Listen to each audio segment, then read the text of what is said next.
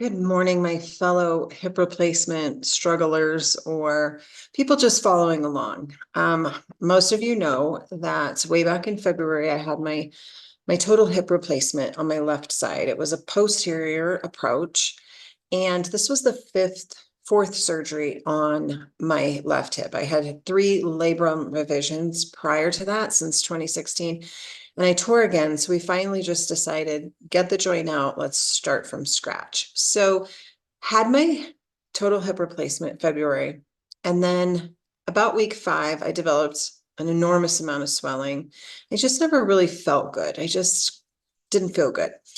Thought it was the healing process. Ended up going back in April for a revision. He went back into the same incision, opened me up, washed me out, cleaned me out, loaded me up with antibiotics in the actual incision. And then they cultured my fluid that was in that incision. The infectious disease team kind of stepped in during surgery. And it didn't really look pussy or anything that would indicate an infection. And so, as a precautionary, just because I had so much swelling and I had some symptoms of pain and discomfort that weren't there, the team decided, let's get her on some antibiotics. So I started antibiotics right away in the hospital in April, and a PICC line was put in my arm to deliver the IV antibiotics easily at home. Well, I developed a blood clot in my PICC line, and they switched it to oral antibiotics, still dealing with the blood clots in my arm, which if you've never had a blood clot in your arm, it's super painful. And unfortunately, about week 4 to 5 of being on the antibiotics, 2 of them in an oral form, I developed a horrific allergic reaction or sensitivity reaction to the antibiotics. I had like sunburn type skin reaction on my hands and my feet, severe sunburn. So the skin got so red and so raw and so burnt, even though I wasn't in the sun, that then my body, to protect that skin, created these enormous blisters. They're called a bullous eruption due to medication. So had 4 huge bubbles between my hands and my feet, incredibly painful. Went to dermatology. He figured it out. It was all 3 of the antibiotics that I ended up being prescribed. I had a reaction to a lot. And so now I'm on a low dose of a different antibiotic, and my fingers are crossed and my nerves are pretty high. Like I'm sensitive evidently, and it's been really hard. And so the question that I get the most in this 4.5 months of struggle is, how do I remain hopeful? How do I stay productive? How do I put one foot in the front of the other every day? And I think I've talked about this on other videos. For me, I make a deliberate choice every single day to find something that brings me joy. And when I do something, it could be so small that makes me feel joyful. That is a direct feed to hope. It's not sitting and dwelling and agonizing over my pain or my blisters or the what ifs, the what ifs, the what ifs. I do something every day. It could be watering my plants. It could be rearranging some pillows on my sofa that gives a different vibe to the room. It could be planting some seeds in a pot. It could be taking a short walk around the block to see the lilac bushes. It could be anything that brings me joy. And what's so cool is I made lilac jelly out of the lilac blooms. Like, I've never done that before, but it brought me so much joy. Now I have 16 jars of jelly to just hand to people. Lilac jelly, who knew? And so all of those things give me hope. And the frustrating part of my recovery has been, because I'm a go-getter and because I'm strong, I'm a Capricorn, I'm a determined woman, and I'm a redhead, got a lot of things going at once. People assume because I am forward motion in my life that I don't hurt and that I'm not struggling emotionally, that I'm not dealing with depression, that I'm just going to be fine. And if I had $1 for every time somebody said, you'll be fine, I wouldn't have to go back to work. And maybe I will be fine and maybe I won't be fine. But rather than telling me and dismissing how hard it is, why don't you just say, man, this is hard, and affirm the hardness of this?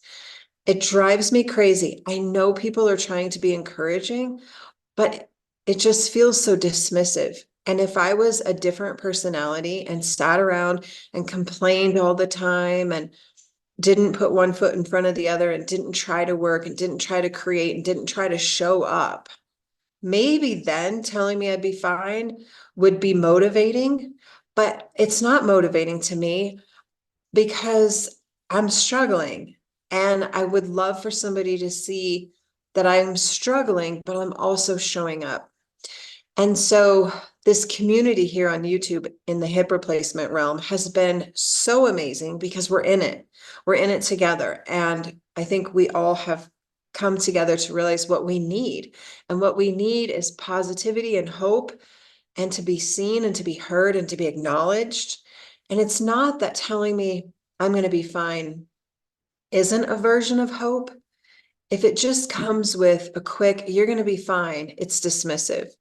If it's acknowledging how hard this is, but yet I see you moving forward, I see you trying, and I think you're going to be fine, totally different message. And maybe I'm all about semantics and I'm getting pricky about all of this, nitpicky, but I just feel like so empowered that people on the outside look at any individual and they have no true idea because they're not willing to sit and listen to the person and really hear what they're going through. They compare their experience or their neighbors or their grandfathers, or they simply say, you'll be fine because you're strong or because you're resilient. And maybe I am resilient and I know I'm strong, but my resiliency is very low right now.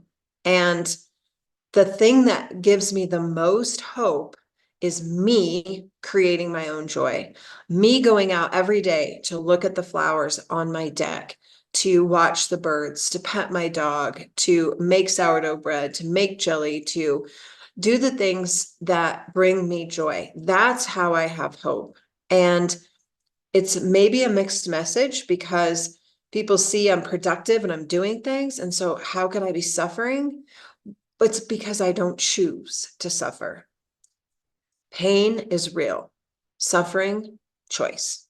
And so I think when we think about hope, there is finding joy every day, and there's also eliminating expectations, eliminating comparisons, eliminating this thing that says we have to be doing a certain amount at a certain time. Everybody in this journey is unique, and your PT person may be pushing you because they're seeing that you're able to do that. My PT person is totally hands off right now, giving my body a break. So to find hope in this journey, my experience has been joy every day.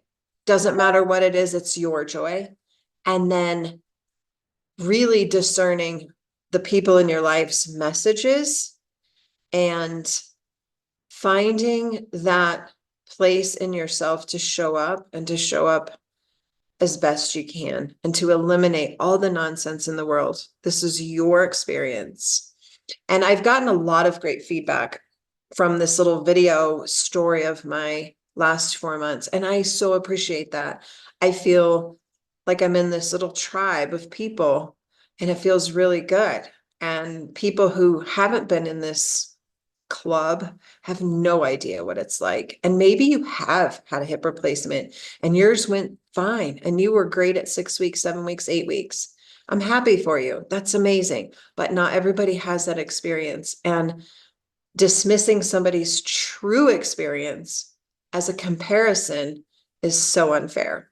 So today, my joy is going to be going barefoot because My feet need to heal. My blisters have all erupted. They're all open and gross and oozing, and they just need to dry up. So I'm walking barefoot today. I'm going to spend some time working on some online stuff, which brings me joy. I had lilac jelly on homemade sourdough bread. That brought me joy. And I'm being pretty discerning of who needs to know my story and who needs to see what I'm going through. That's big. So have a great day. Maybe I'm being snarky. I don't know. I'm being real. I'm being real. This is hard stuff. And I've learned so much through this. And what I've learned is volumes, right? And a big one is to eliminate comparison, eliminate expectations, find your joy. I'm going to make a hashtag for this whole experience that says find your own joy, because that's where it's at. Have a great day. Keep healing. Keep being happy. Do your best every day. And if you're having a hard day, that's okay too. Just find your joy. Find your joy. I'll talk to you soon.